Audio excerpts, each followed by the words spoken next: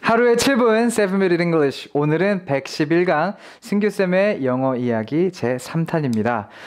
오늘도 역시나 저번 시간에 이어서 고등학교에서 제가 겪었던 어려움에 대해 이야기해볼까 해요. 저번 시간에는 수업에 관련된 어려움을 이야기했다면 오늘은 수업 외적인 것, 조금 더 자세히 말해보자면 새로운 학교에 그리고 새로운 선생님과 새로운 친구들에게 적응해야 했기 때문에 제가 겪었던 문제들에 대해서 이야기해볼까 하는데요. 자, 그럼 같이 들어보시죠.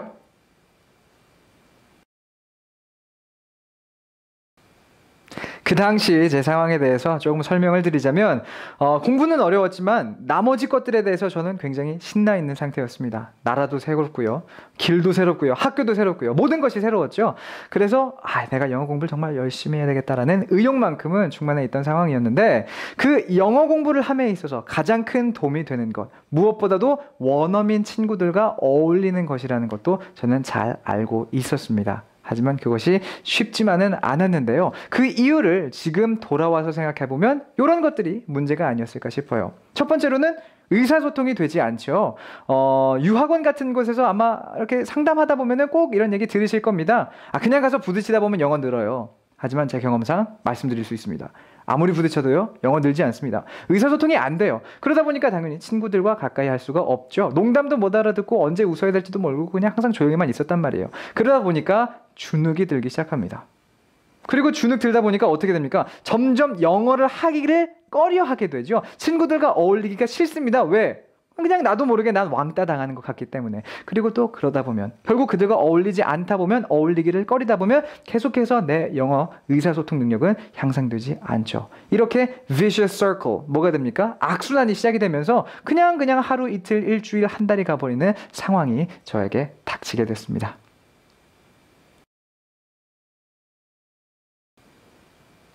제가 겪었던 이러한 문제를 지금 겪고 계신 분들도 많으시리라 생각이 됩니다. 지금 유학을 하고 계신 분들 또는 지금 외국에서 생활하고 계시는 분들은 제가 겪었던 그 참담함을 아마 잘 이해를 하시리라 제가 믿는데요.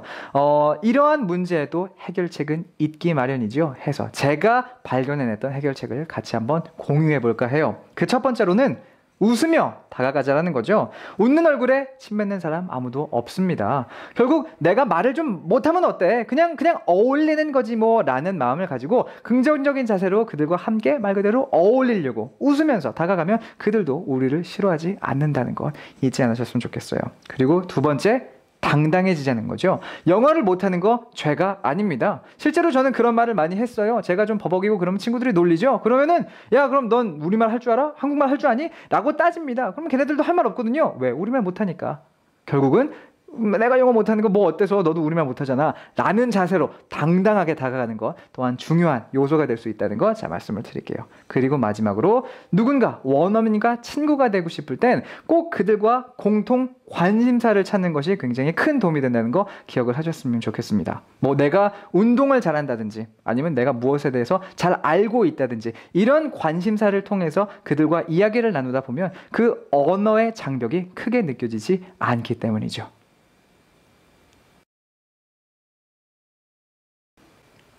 하지만 아무리 이러한 해결책들이 있다 하더라도 원어민 친구를 만드는 데 있어서 역시나 가장 중요한 것은 우리 본인의 영어 실력이겠죠. 그래서 제가 생각을 하게 됩니다. 어떻게 하면 내 회화 실력을 키울 수 있을까 하고요. 그리고 그 오랜 고민 끝에 저만의 하루에 한마디 전략이라는 것을 만들게 됐는데요. 이 공부 방법 여러분들에게 한번 소개를 해드릴까 해요. 간단하게 3가지 스텝으로서 하루에 한마디 전략은 구성이 되어 있습니다. 말 그대로 하루에 한마디만 제대로 연습을 해서 써먹자가 주된 컨셉이라는 것을 생각을 해보시면서 이야기를 들어보세요. 첫 번째 스텝은 표현을 배우는 거죠. 책이고 미드고 영화고 그냥 이거 쓸만해 싶으면 따오는 겁니다.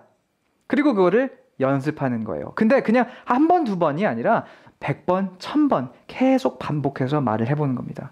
발음도 신경 써보고요. 강세도 신경 써보고요. 어느 상황에서 이 말을 하면 될까도 상상해보면서 뭐 걸어다니면서 샤워하면서 그죠? 밥 먹으면서는 안 되겠죠. 밥을 먹어야 되니까 그때는 뭐 자기 전에도 몇 번씩 정말 말 그대로 하루에 1000번씩 말을 해보는 거예요.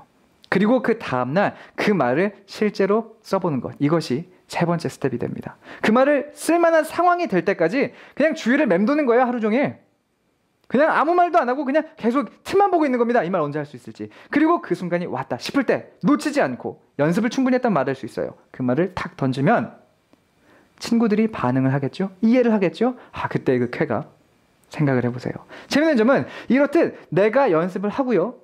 말을 해서 상대방의 반응을 보면 신기하게도 그 표현은 잊혀지지 않습니다. 말 그대로 정말 내 것이 된다는 것. 저는 경험으로 깨달았어요. 다음과 같은 방법. 굳이 유학을 하고 있지 않으신 분들도 충분히 활용하실 수가 있으니까요. 꼭 잊지 말고 활용해 보시길 바랄게요.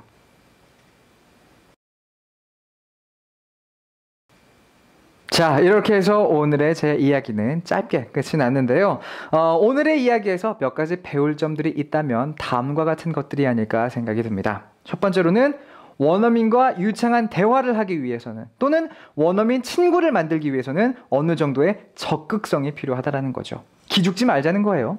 그리고 두 번째로는 내 스스로 공부하고 또 준비하는 자세가 아주 중요하다는 거죠. 그냥 뭐 이렇게 부딪혀서 어떻게 되겠지 이런 자세로는 좋은 결과 얻을 수가 없다는 겁니다. 그리고 세 번째로는 끈기와 인내심도 아주 중요한 요소라는 거죠.